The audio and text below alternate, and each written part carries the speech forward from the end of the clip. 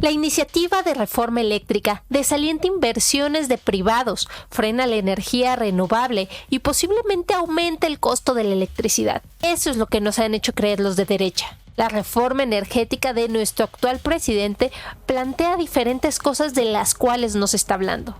Pero si quieres saber cuáles son los pros y los contras de esta nueva reforma energética, quédate aquí en tu canal Nota Gorda, donde te traemos las noticias rellenas de información. Yo soy tu amiga Yomira y antes de comenzar te invito a que formes parte de esta comunidad. ¿Cómo? Suscribiéndote y activando la campanita, que no tiene ningún costo. De igual forma, ayudándonos compartiendo y dejándonos tu like para poder llegar así a todos esos mexicanos que todavía nos hacen falta. Y ahora sí, arranquémonos con toda esta nota.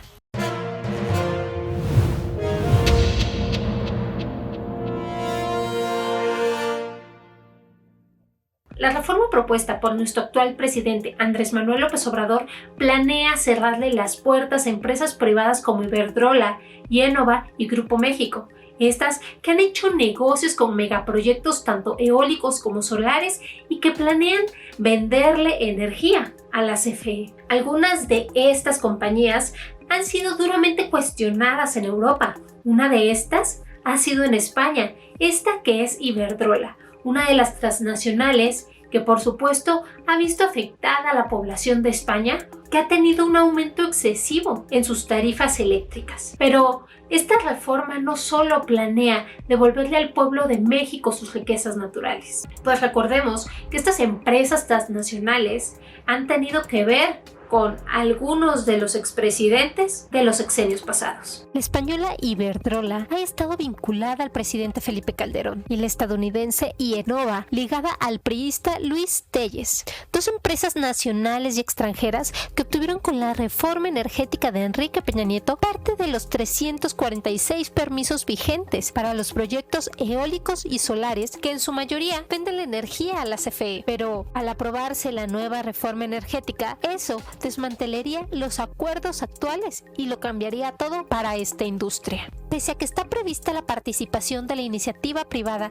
en 46% en la generación de energía, incluyendo las limpias, en las que también participa Grupo México Energía, el magnate Germán Larrea, la Asociación Mexicana de Energía Eólico AMDE y la Asociación de Energía Solar Asolmex, con más de 180 socios en conjunto, aseguran que todo el sector quedará en manos de Comisión Federal de Electricidad, por lo que es una expropiación indirecta en los hechos. De aprobarse en el Congreso la reforma eléctrica del presidente Andrés Manuel López Obrador, se augura la presentación de amparos de las empresas que generan energías renovables. Pero estas mismas no han estado exentas en México de violaciones a los derechos humanos en los sitios donde han instalado los proyectos, como casos documentados en Yucatán y Oaxaca. Aunque afirman que las empresas saben cómo desarrollar los proyectos de manera de mitigar y minimizar cualquier impacto que pueda tener hacia el medio ambiente o la sociedad, hay especialistas de energía que creen que el cambio climático de Greenpeace México puede que no sea así. El modelo de megaproyectos que están impulsando las empresas privadas en renovables tampoco es una solución a los problemas socioambientales, porque siguen la misma lógica extractiva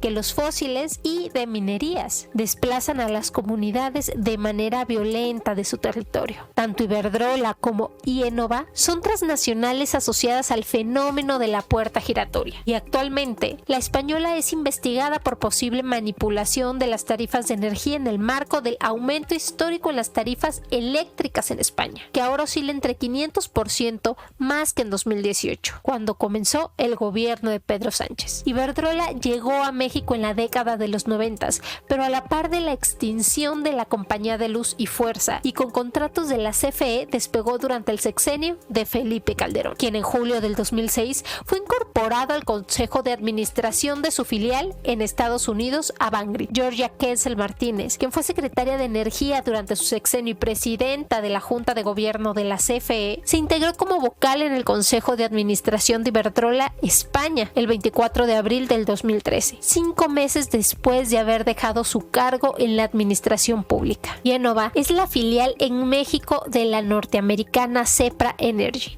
en cuyo consejo de dirección participa desde el 2006 Luis Telles Coencel, exsecretario de Energía de 1997 a 2000 de Ernesto Zedillo. Y es que no solo pasa esto, sino que también vienen más amparos. Los más de 300 proyectos eólicos y solares de ambas asociaciones representan 19,000 millones de dólares de inversión nacional y extranjera y más de 86,000 empleos, así como la instalación de paneles solares a más de 240,000 hogares o pequeños comercios mediante la generación distribuida. Pero de aprobarse la reforma propuesta, sentencia el vocero Julio Valle, se cancelarían, lo que implica una expropiación indirecta. También expone que el sector venía creciendo en una tasa anual del 30% entre 1,000 y 2,000 megawatts, pero desde el 2017 la Comisión Reguladora de Energía, CRE, no ha aprobado un solo permiso para instalar más proyectos eólicos o solares, ni las empresas han presentado solicitudes. Esto se deriva que múltiples cambios irregulares en la normativa energética anunciado por los gobiernos federales, por los cuales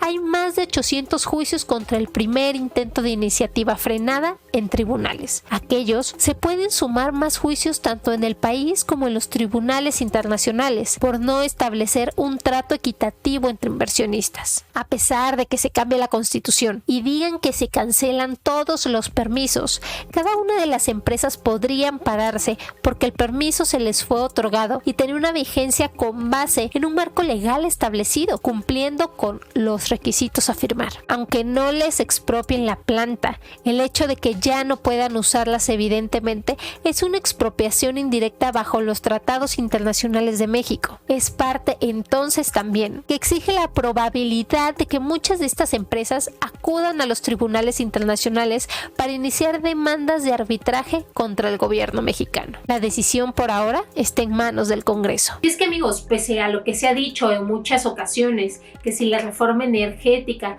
que propone nuestro actual presidente puede afectarnos a nosotros los mexicanos, es bien sabido que en los anteriores sexenios hicieron negocios con la CFE, con la reforma energética, una reforma que ha sido muy sonada, que fue en el sexenio de Enrique Peña Nieto. Una de las cosas que planea la actual reforma energética de nuestro actual presidente es respetar esos artículos de la Constitución que han sido violados de la reforma energética que hizo Enrique Peña Nieto.